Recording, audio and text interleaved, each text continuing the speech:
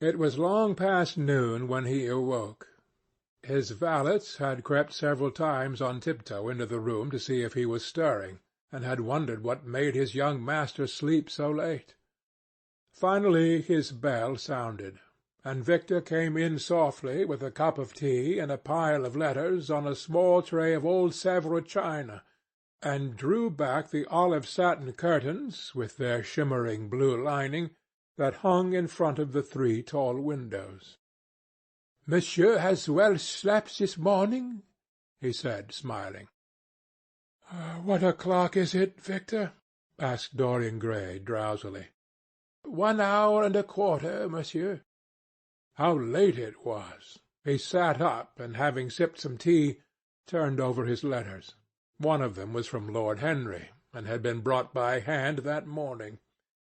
He hesitated for a moment, and then put it aside. The others he opened listlessly. They contained the usual collection of cards, invitations to dinner, tickets for private views, programmes of charity concerts, and the like that are showered on fashionable young men every morning during the season. There was a rather heavy bill for a chased silver Louis XV toilet set that he had not yet had the courage to send on to his guardians, who were extremely old-fashioned people, and did not realize that we live in an age when unnecessary things are our only necessities. And there were several very courteously worded communications from Jermyn Street money-lenders, offering to advance any sum of money at a moment's notice and at the most reasonable rates of interest. After about 10 minutes he got up, and throwing on an elaborate dressing-gown of silk-embroidered cashmere wool, passed into the onyx-paved bathroom. The cool water refreshed him after his long sleep. He seemed to have forgotten all that he had gone through. A dim sense of having taken part in some strange tragedy came to him once or twice, but there was the unreality of a dream about it. As soon as he was dressed, he went into the library and sat down to a light French breakfast that had been laid out for him on a small round table close to the open window. It was an exquisite day. The warm air seemed laden with spices. A bee flew in and buzzed round the blue dragon bowl that, filled with sulphur-yellow roses, stood before him. He felt perfectly happy. Suddenly his eye fell on the screen that he had placed in front of the portrait, and he started. "Too cold for monsieur?" asked his valet, putting an omelette on the table. "I shut the window?" Dorian shook his head. "I am not cold," he murmured. Was it all true? Had the portrait really changed? Or had it simply been his own imagination that had made him see a look of evil where there had been a look of joy? Surely a painted canvas cannot alter. The thing was absurd. It would serve as a tale to tell Basil some day. It would make him smile. And yet how vivid was his recollection of the whole thing! First in the dim twilight, and then in the bright dawn, he had seen the touch of cruelty round the warped lips. He almost dreaded his valet leaving the room. He knew that when he was alone he would have to examine the portrait. He was afraid of certainty. When the coffee and cigarettes had been brought and the man turned to go, he felt a wild desire to tell him to remain. As the door was closing behind him, he called him back. The man stood waiting for his orders. Dorian looked at him for a moment. "I am not at home to any one, Victor," he said with a sigh. The man bowed and retired. Then he rose from the table, lit a cigarette, and flung himself down on a luxuriously cushioned couch that stood facing the screen. The screen was an old one, of gilt Spanish leather, stamped and wrought with a rather florid Louis XIV pattern. He scanned it curiously, wondering if ever before it had concealed the secret of a man's life. Should he move it aside after all? Why not let it stay there? What was the use of knowing? If the thing was true, it was terrible. If it was not true, why trouble about it? But what if, by some fate or deadlier chance, eyes other than his spied behind and saw the horrible change? What should he do if Basil Hallward came and asked to look at his own picture? Basil would be sure to do that. No, the thing had to be examined, and at once. Anything would be better than this dreadful state of doubt. He got up and locked both doors. At least he would be alone when he looked upon the mask of his shame. Then he drew the screen aside, and saw himself face to face. It was perfectly true. The portrait had altered. As he often remembered afterwards, and always with no small wonder, he found himself at first gazing at the portrait with a feeling of almost scientific interest. That such a change should have taken place was incredible to him, and yet it was a fact.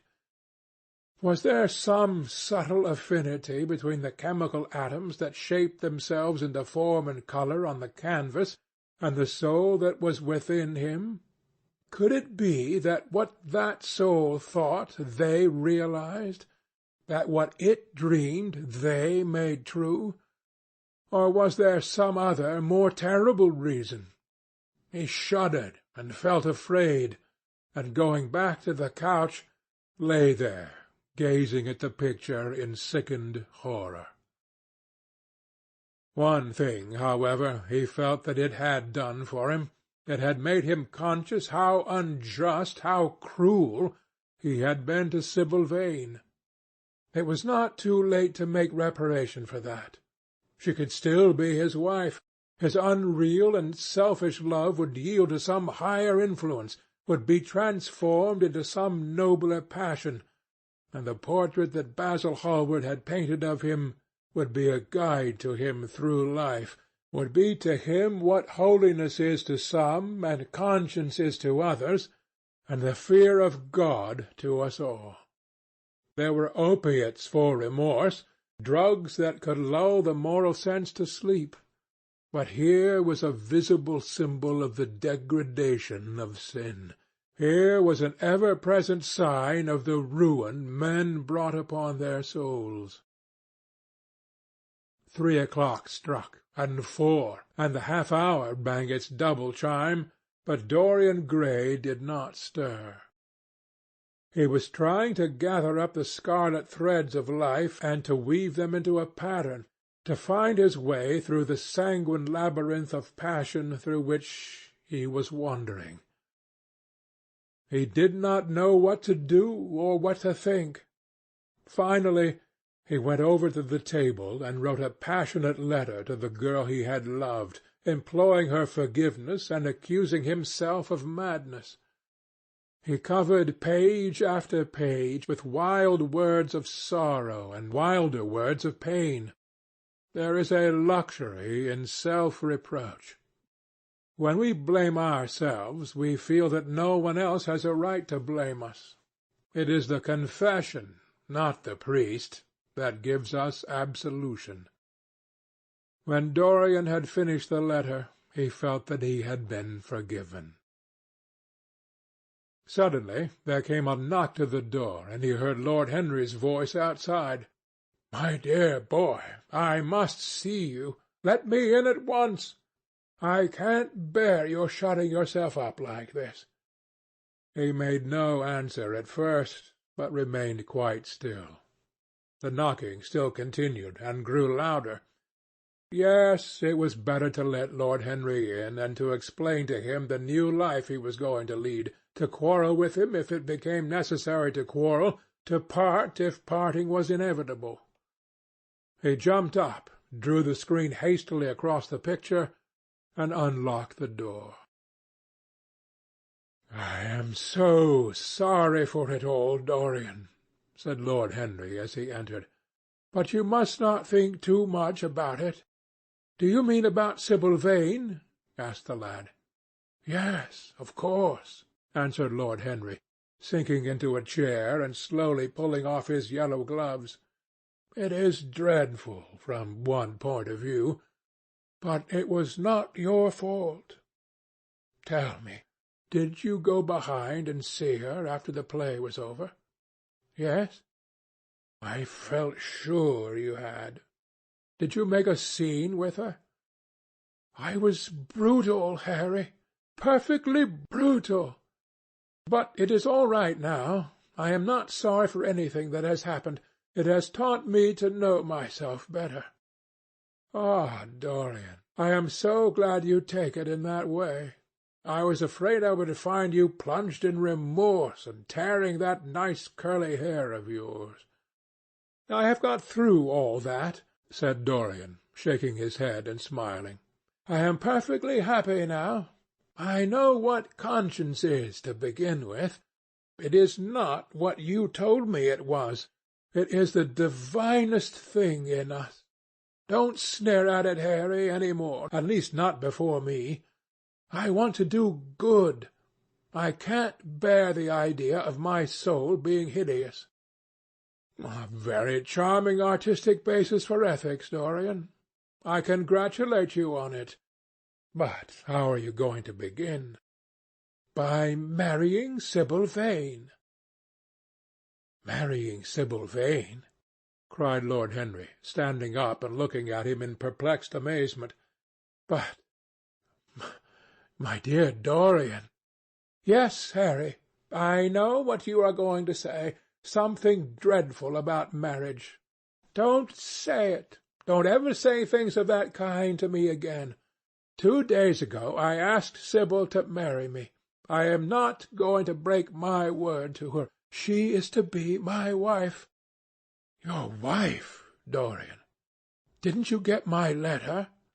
I wrote to you this morning, and sent the note down by my own man." "Your letter? Oh, yes, I remember. I have not read it yet, Harry.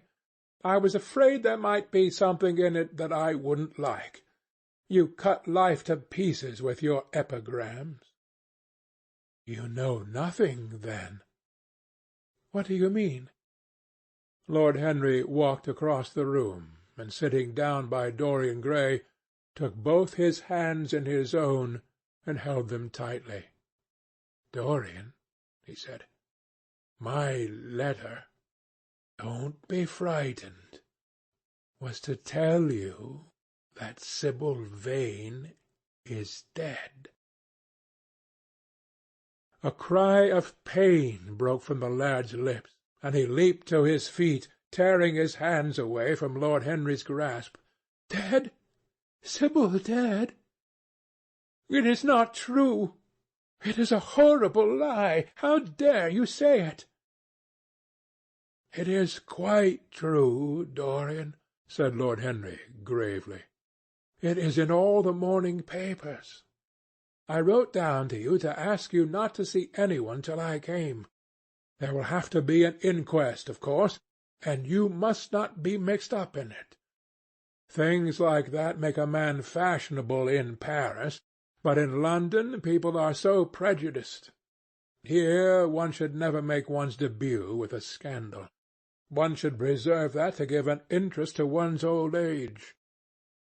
I suppose they don't know your name at the theatre? If they don't, it is all right.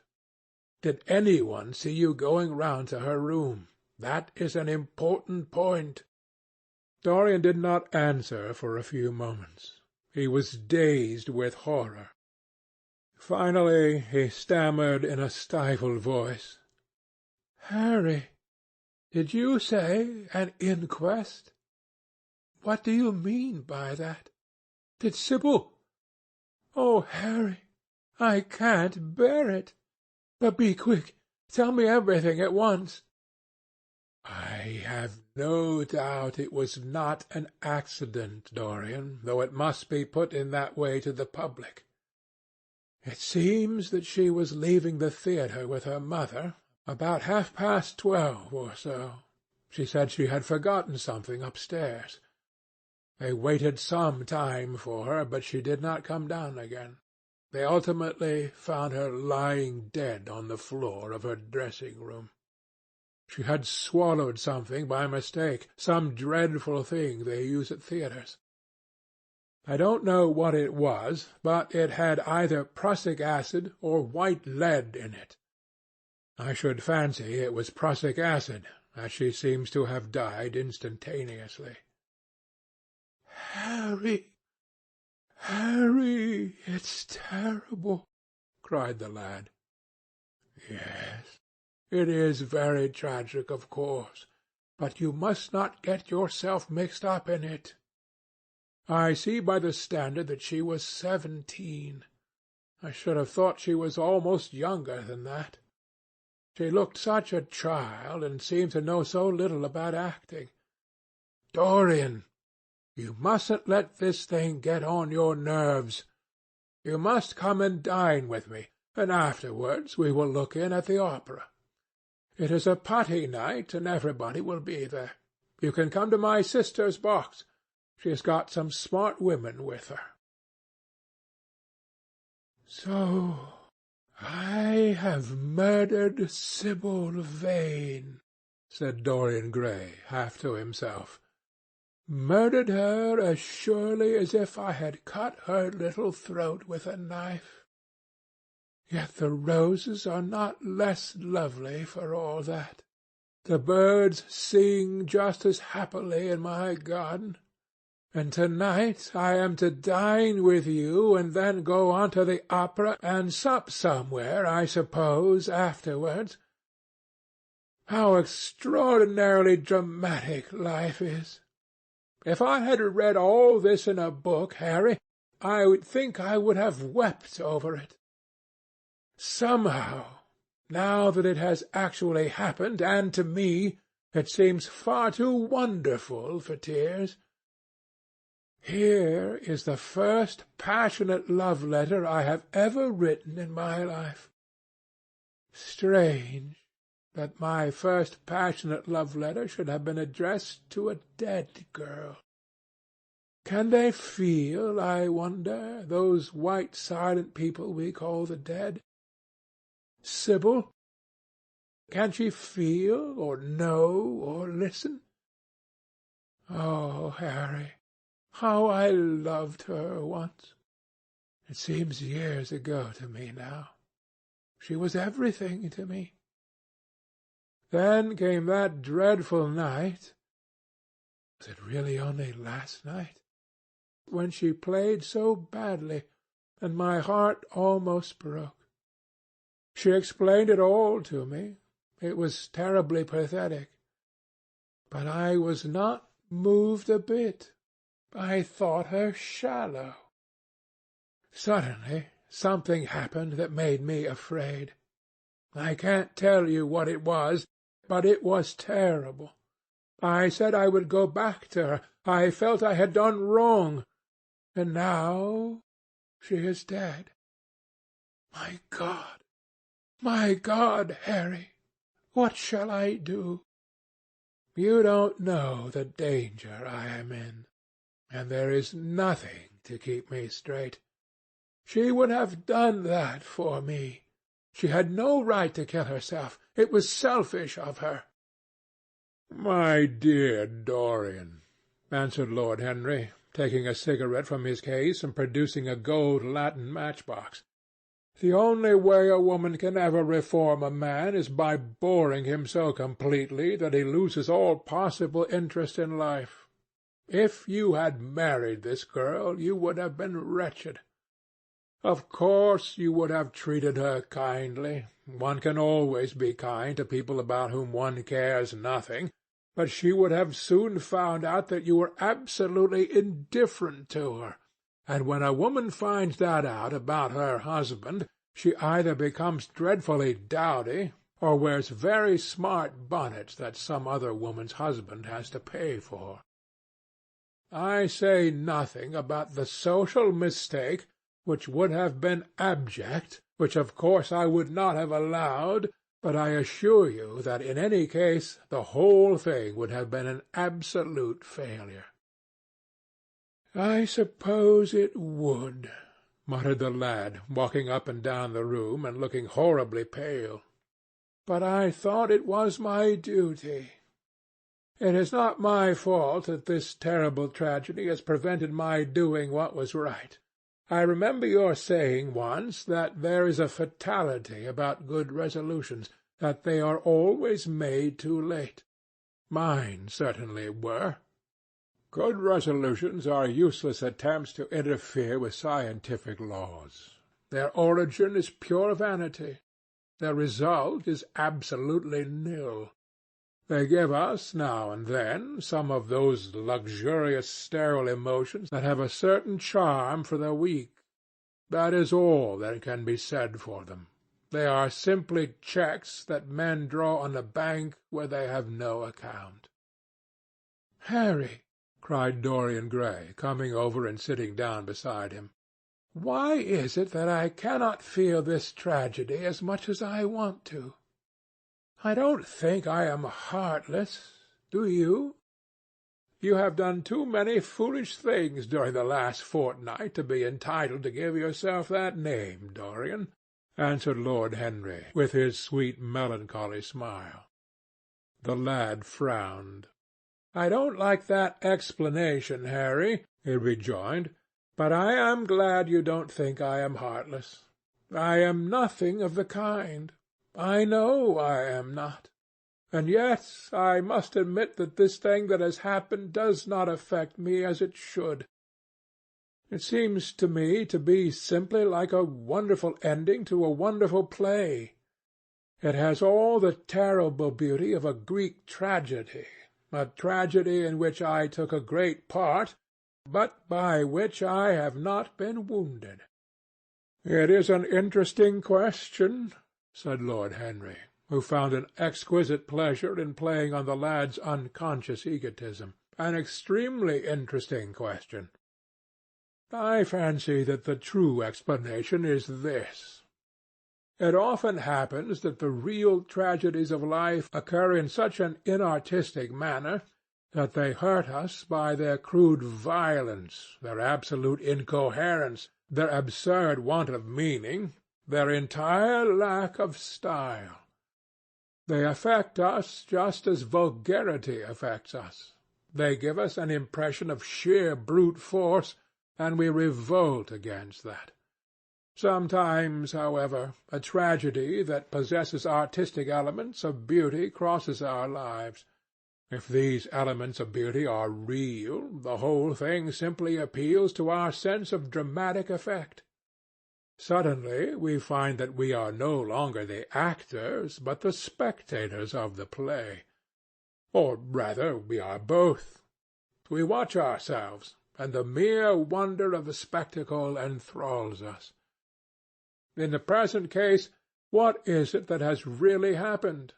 Someone has killed herself for love of you. I wish that I had ever had such an experience. It would have made me in love with love for the rest of my life. The people who have adored me, there have not been very many, but there have been some, have always insisted on living on, long after I had ceased to care for them, or they to care for me. They have become stout and tedious, and when I meet them they go in at once for reminiscences. That awful memory of a woman, what a fearful thing it is, and what an utter intellectual stagnation it reveals! One should absorb the colour of life, but one should never remember its details. Details are always vulgar. "I must sow poppies in my garden," sighed Dorian. "There is no necessity," rejoined his companion. "Life has always poppies in her hands. Of course, now and then things linger. I once wore nothing but violets all through one season, as a form of artistic mourning for a romance that would not die. Ultimately, however, it did die. I forget what killed it. I think it was her proposing to sacrifice the whole world for me. That is always a dreadful moment. It fills one with the terror of eternity. Well, would you believe it? A week ago, at Lady Hampshire's, I found myself seated at dinner next to the lady in question, and she insisted on going over the whole thing again, and digging up the past and raking up the future. I had buried my romance in a bed of asphodel. She dragged it out again and assured me that I had spoiled her life.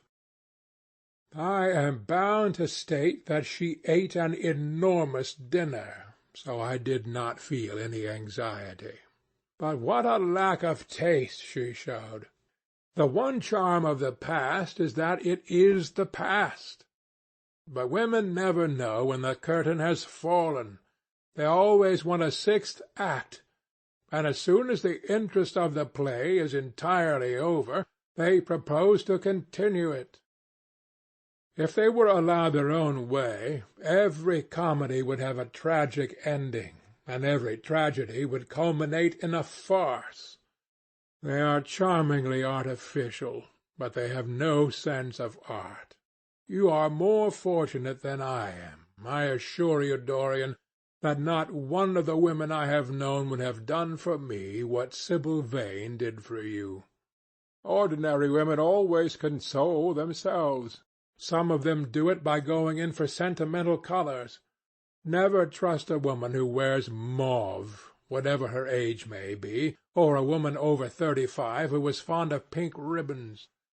It always means that they have a history. Others find it a great consolation in suddenly discovering the good qualities of their husbands. They flaunt their conjugal felicity in one's face, as if it were the most fascinating of sins. Religion consoles some. Its mysteries have all the charm of a flirtation, a woman once told me, and I can quite understand it. Besides, nothing makes one so vain as being told that one is a sinner. Conscience makes egotists of us all.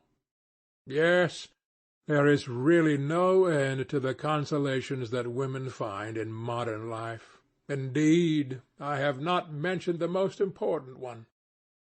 "What is that, Harry?" said the lad listlessly. "Oh, the obvious consolation. Taking someone else's admirer when one loses one's own.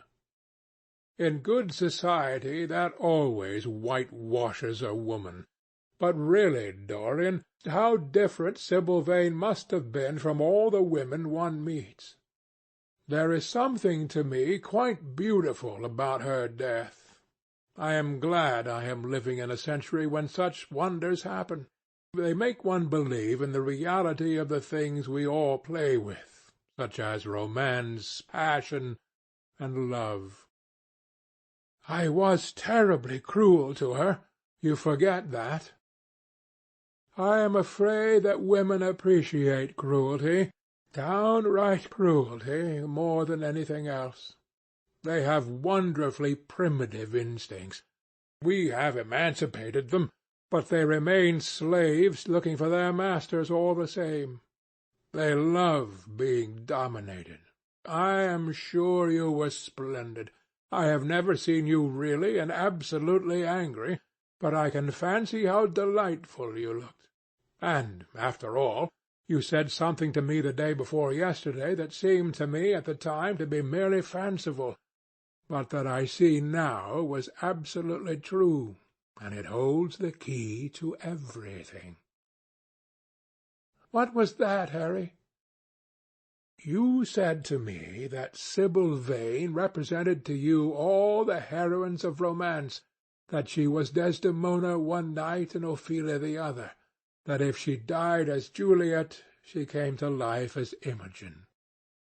"She will never come to life again now," muttered the lad, burying his face in his hands. "No, she will never come to life. She has played her last part. but you must think of that lonely death in the tawdry dressing-room simply as a strange, lurid fragment from some Jacobean tragedy, as a wonderful scene from Webster or Ford or Cyril Tourneur. The girl never really lived, and so she has never really died. To you, at least, she was always a dream, a phantom that flitted through Shakespeare's plays and left them lovelier for its presence, a reed through which Shakespeare's music sounded richer and more full of joy. The moment she touched actual life, she marred it, and it marred her, and so she passed away. Mourn for Ophelia, if you like. Put ashes on your head because Cordelia was strangled. Cry out against heaven because the daughter of Brabantio died. But don't waste your tears over Sibyl Vane. She was less real than they are. There was a silence. The evening darkened in the room. Noiselessly, and with silver feet, the shadows crept in from the garden. The colours faded wearily out of things. After some time Dorian Gray looked up. "You have explained me to myself, Harry," he murmured, with something of a sigh of relief. "I felt all that you have said, but somehow I was afraid of it, and I could not express it to myself. How well you know me! But we will not talk again of what has happened. It has been a marvellous experience, that is all. I wonder if life has still in store for me anything as marvellous." "Life has everything in store for you, Dorian. There is nothing that you, with your extraordinary good looks, will not be able to do." "But suppose, Harry, I become haggard and old and wrinkled. What then?" "Ah, then," said Lord Henry, rising to go, "then, my dear Dorian, you would have to fight for your victories. As it is, they are brought to you. No, you must keep your good looks. We live in an age that reads too much to be wise, and that thinks too much to be beautiful. We cannot spare you. And now you had better dress and drive down to the club. We are rather late as it is." "I think I shall join you at the opera, Harry. I feel too tired to eat anything. What is the number of your sister's box?" 27, I believe. It is on the grand tier. You will see her name on the door. But I am sorry you won't come and dine." "I don't feel up to it," said Dorian listlessly. "But I am awfully obliged to you for all that you have said to me. You are certainly my best friend. No one has ever understood me as you have." "We are only at the beginning of our friendship, Dorian," answered Lord Henry, shaking him by the hand. "Good-bye. I shall see you before 9:30, I hope. Remember, Patti is singing." As he closed the door behind him, Dorian Gray touched the bell, and in a few minutes Victor appeared with the lamps and drew the blinds down. He waited impatiently for him to go. The man seemed to take an interminable time over everything. As soon as he had left, he rushed to the screen and drew it back. No, there was no further change in the picture. It had received the news of Sibyl Vane's death before he had known of it himself. It was conscious of the events of life as they occurred.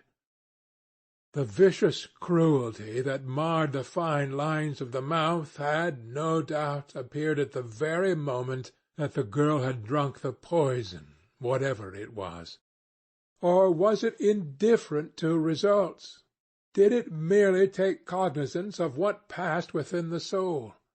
He wondered, and hoped that some day he would see the change taking place before his very eyes, shuddering as he hoped it. Poor Sibyl! What a romance it had all been! She had often mimicked death on the stage. Then death himself had touched her and taken her with him. How had she played that dreadful last scene? Had she cursed him as she died?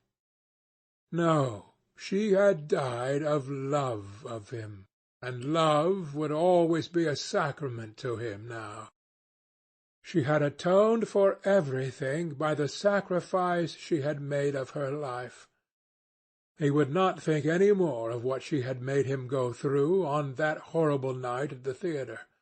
When he thought of her, it would be as a wonderful tragic figure sent on to the world's stage to show the supreme reality of love. A wonderful tragic figure? Tears came to his eyes as he remembered her childlike look and winsome fanciful ways and shy tremulous grace. He brushed them away hastily and looked again at the picture. He felt that the time had really come for making his choice. Or had his choice already been made? Yes, life had decided that for him. Life and his own infinite curiosity about life. Eternal youth, infinite passion, pleasures subtle and secret, wild joys and wilder sins. He was to have all these things. The portrait was to bear the burden of his shame. That was all. A feeling of pain crept over him as he thought of the desecration that was in store for the fair face on the canvas.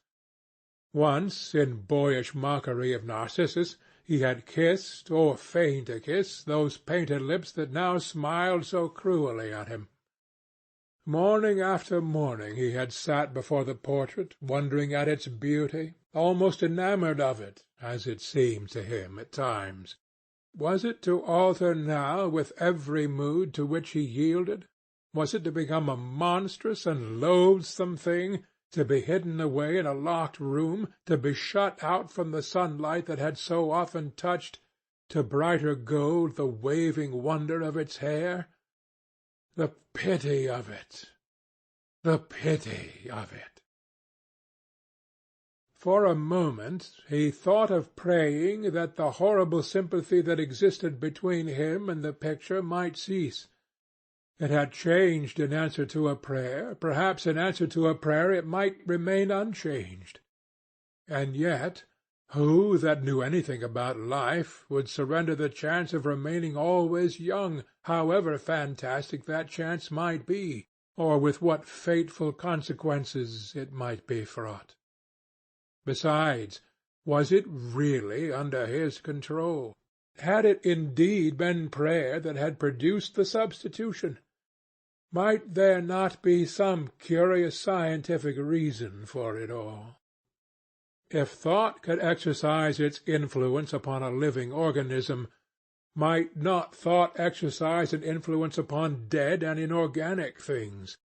Nay, without thought or conscious desire, might not things external to ourselves vibrate in unison with our moods and passions, atom calling to atom in secret love or strange affinity? But the reason was of no importance. He would never again tempt by a prayer any terrible power. If the picture was to alter, it was to alter. That was all. Why inquire too closely into it? For there would be a real pleasure in watching it. He would be able to follow his mind into its secret places. This portrait would be to him the most magical of mirrors. As it had revealed to him his own body, so it would reveal to him his own soul. And when winter came upon it, he would still be standing where spring trembles on the verge of summer. when the blood crept from its face and left behind a pallid mask of chalk with leaden eyes, he would keep the glamour of boyhood. Not one blossom of his loveliness would ever fade. Not one pulse of his life would ever weaken. Like the gods of the Greeks, he would be strong and fleet and joyous. What did it matter what happened to the coloured image on the canvas? He would be safe. That was everything. He drew the screen back into its former place in front of the picture, smiling as he did so, and passed into his bedroom, where his valet was already waiting for him. An hour later he was at the opera, and Lord Henry was leaning over his chair. End of Chapter 8.